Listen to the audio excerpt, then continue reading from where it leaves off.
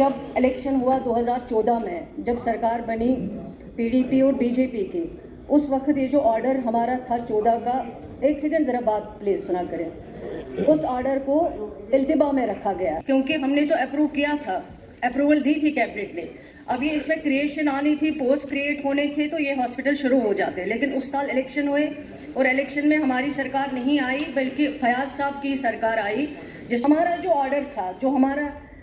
ध्यान था कि इन एरियाज़ में, दूर दराज इलाकों में इस तरह के हॉस्पिटल, इस तरह की फैसिलिटीज़ होनी चाहिए, लेकिन उस ऑर्डर को इल्तिबा में रखा गया है। जैसे जहाँ तक सैफुल्ला साहब ने पूछा है कि अपग्रेडेशन के बारे में, सर अपग्रेडेशन अभी फ़िलहाल गवर्नमेंट ने इसके बारे में अभी सोचा नहीं, लेकिन जब भी इसके बारे में गवर्नमेंट सोचेगी, कोई सरकार हम फैसला लेंगे, उस वक्त फुलफिल करता होगा क्राइटेरिया के अंडर, और जहाँ पे भी ज़रूरत होगी वहाँ पे दिया जाएगा। जहाँ तक इन्होंने हॉस्पिटल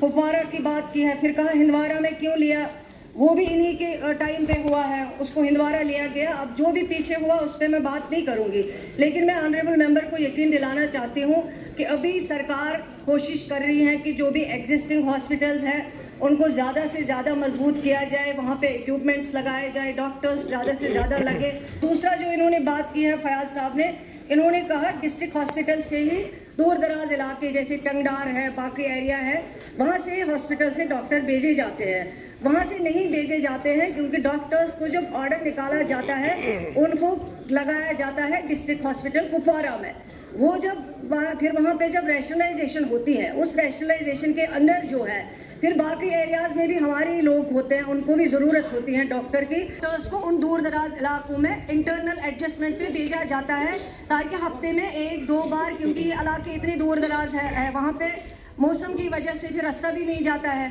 तो वहाँ पे भी लोगों को ट्रीट करना पड़ता है, वो भी हमारे ही लोग हैं,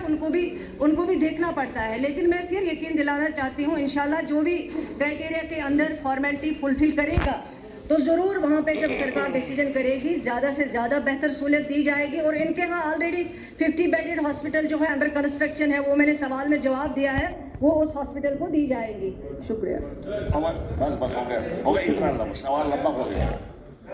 अभी जब मैंने ये सवाल डाला था मिनिस्टर साहिबा का सेम जवाब यही आया। Number 1 cadre principal section strength 43 in position 42 vacancy 1।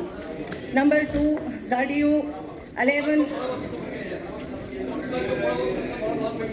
In position ए को फिल करना है हमें, वो हो जाएगा। और दूसरा जहाँ पे कमी है, जो रिक्रूटमेंट बोर्ड के जरिए फिल होने हैं पोस्ट्स, वो भी ऑलरेडी रिक्रूटमेंट बोर्ड्स को रेफर हो गए हैं पोस्ट। जहाँ तक इन्होंने कहा है कि एकेडमिक अरेंजमेंट पे ऑलरेडी हम लोग इसके अलावा CRCs अपॉइंट होते हैं हर साल। इस साल भी 200-250 के करीब CRCs जो है उनको अपॉइंट करना है, ऑलरेडी एडवर्टाइजमेंट की गई है। वो जब अपॉइंट हो गए, अगर कहीं कहीं पे इनको दिक्कत है कि नहीं है टीचर, वैसे एरिया में तो एज पर